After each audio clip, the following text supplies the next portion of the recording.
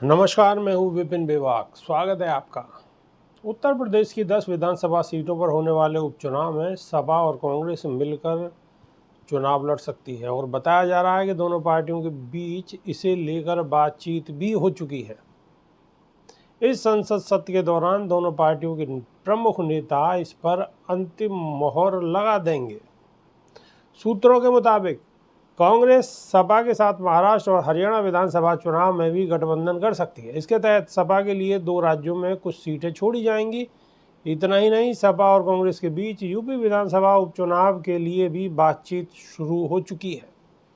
हालांकि उपचुनाव में कांग्रेस और सपा कितनी कितनी सीटों पर चुनाव लड़ेंगी, ये बातचीत के बाद ही तय होगा।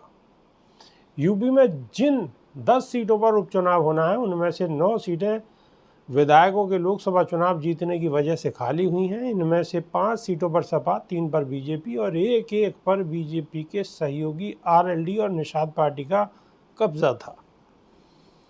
यूपी की करहल, मिल्कीपुर, कटहरी, कुंदरकी, गाजियाबाद, खैर, मीरापुर, फूलपुर, मझवा और सीसामऊ सीट पर उपचुनाव होना है।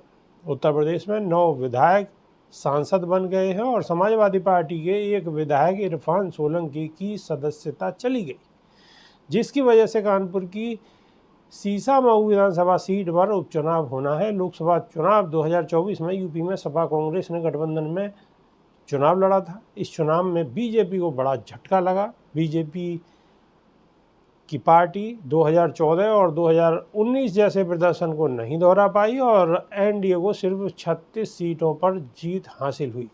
वहीं इंडिया गठबंधन ने राज्य की 80 में से 43 सीटों पर जीत हासिल की। ऐसे में अगर यूपी उपचुनाव में भी कांग्रेस और सपा साथ लड़ती हैं तो ये बीजेपी के लिए टेंशन की बात साबित हो सकती है। अभी के लिए सिर्फ इतना ही।